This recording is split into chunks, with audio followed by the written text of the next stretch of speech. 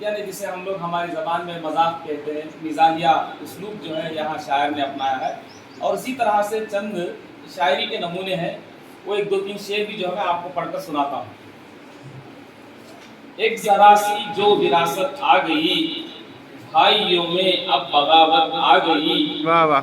اب خبر لوں گا میں اس کی دیکھنا، ہاتھ میں میرے نظامت آ گئی. ارے واہ، انتخاب. اے شگوفہ کا اثر آتا نظر، جس کے سائے میں ظرافت آ گئی.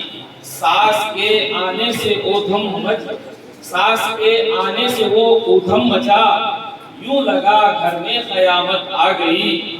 کر دیا اظہار ان سے پیار کا، پھر بھی بیگم کی شکایت آ گئی.